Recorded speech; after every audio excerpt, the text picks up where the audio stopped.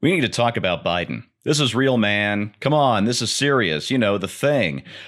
Folks, I've been kidding about Joe Biden and his apparent cognitive decline for a while now, but it's really getting to the point where you can't even joke about it anymore. Hey, everyone, I'm Steve Green with Bill Whittle and Scott Ott, and this is Right Angle, brought to you by the members of BillWhittle.com.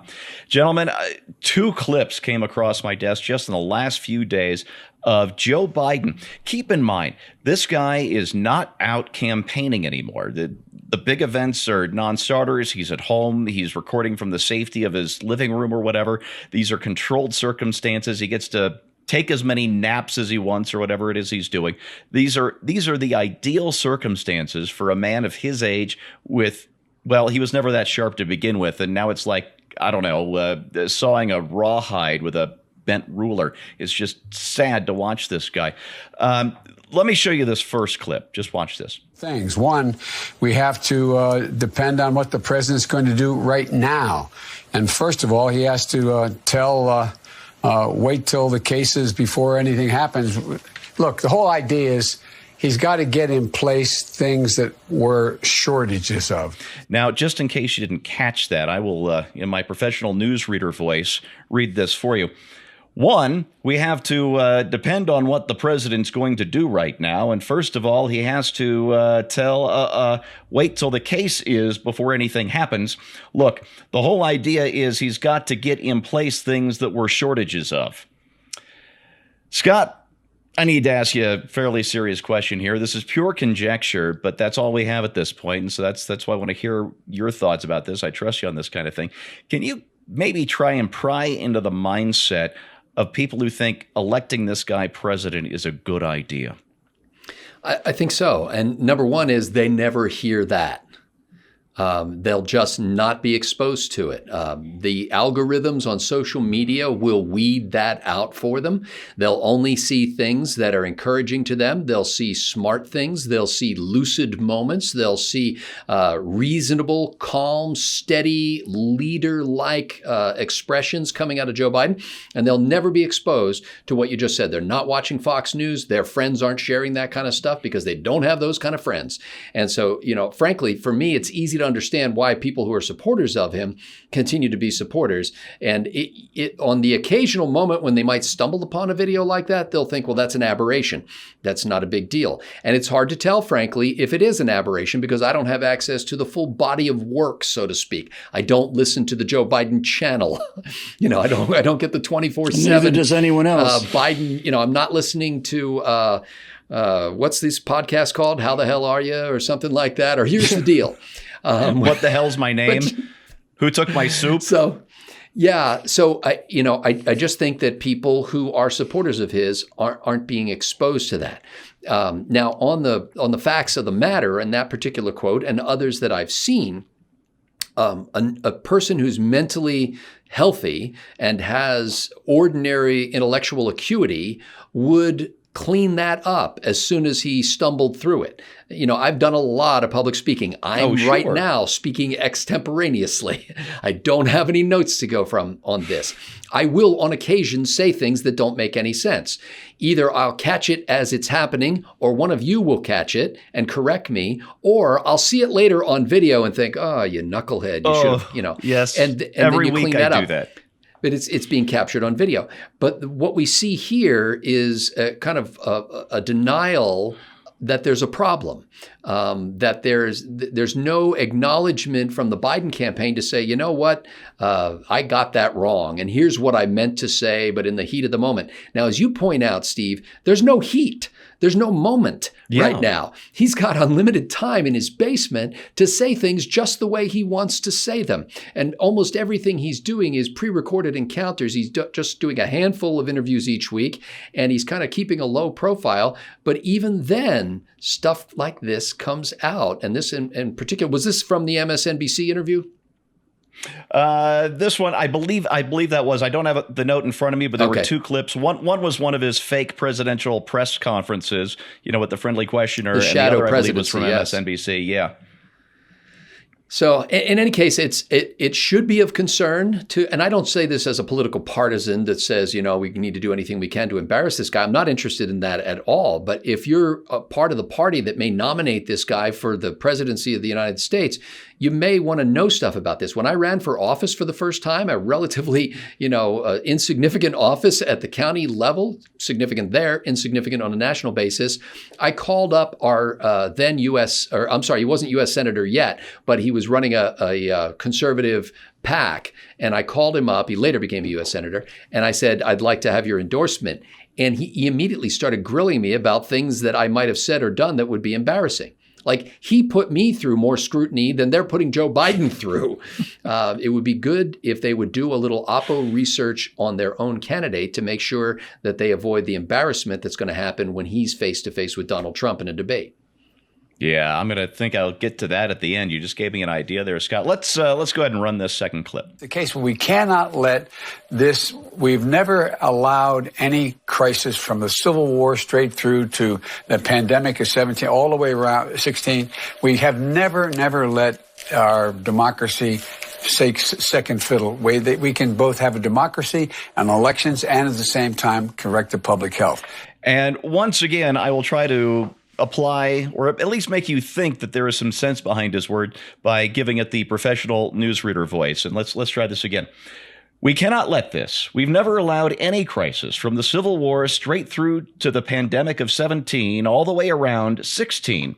We have never let our democracy sakes second fiddle. We can both have a democracy and correct the public health. Bill, let's suppose a contrafactual here. Beau Biden miraculously survives his brain cancer back in 2015 or whatever the year was. Joe Biden runs for president, wins the nomination from Hillary Clinton in a contested, bitter fight, and then, being a much more union, blue-collar friendly candidate than Hillary ever was, wins Pennsylvania, wins Michigan, wins Wisconsin, and is president of the United States today. And the guy who said those words is holding the daily press conferences about coronavirus. Where do you think we'd be right now? We'd be boned. And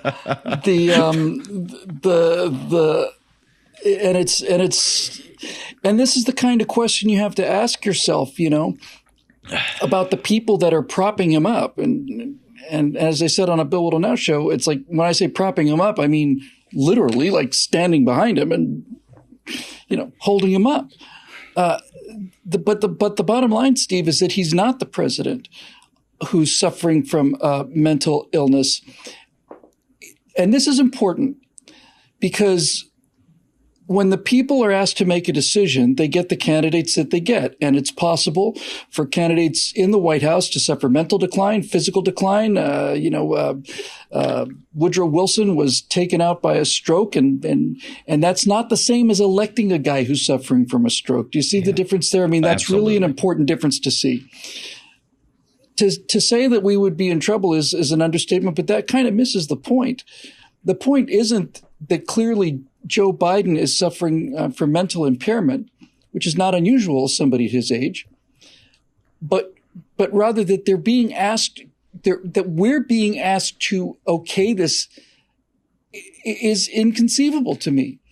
I think Ronald Reagan provides a really excellent example.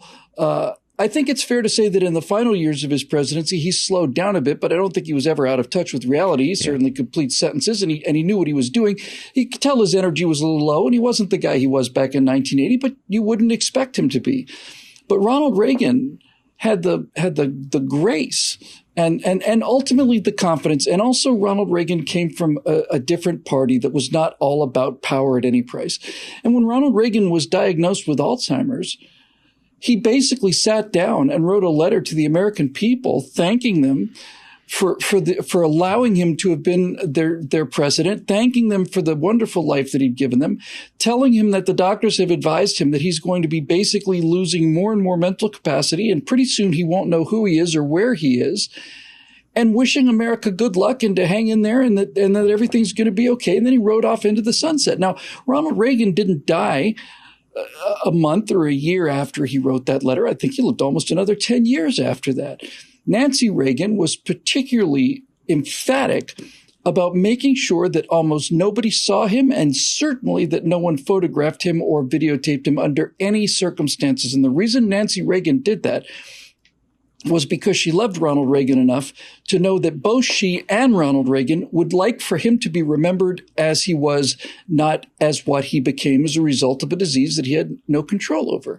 And that was a message of dignity and a message of optimism. A message of humility is ultimately what it was. It was a message of somebody who saw themselves as a servant to the public and a person who was temporarily holding vast power, and thanked you for it as he relinquished it. It wasn't the sign of somebody who was clinging on to this sword until it wrenched out of his hand by disease and old age. It was a remarkably graceful and elegant and dignified thing to do. And furthermore, I might add, it set a fine example for the millions of people who are suffering from this condition, including my own mother. And I see how this goes. And it's not going to get better. It's going to get much, much worse. And the idea of putting somebody who's suffering like this out there in public in order to humiliate himself, to give people, I disagree with everything he's ever said. And I think he is a bad man politically. I think he's done some things that I just think are just not just wrong, but just evil. His handling of Clarence Thomas and all the rest of it. I do not have a high opinion of Joe Biden, but nevertheless, he has been in politics for 40 years, and to do this weekend at 50, to do this weekend at Bernie's thing, because he's the best possible path to regaining political power, tells me more about the Democratic Party than just about anything else about today's Democratic Party. And it is not something that I would be proud of. In fact, if the situation were reversed and the Republican candidate was being foisted on us like this as the only chance to beat Barack Obama or whatever the case may be, I would be openly saying this is embarrassing, it's degrading, and it's dangerous.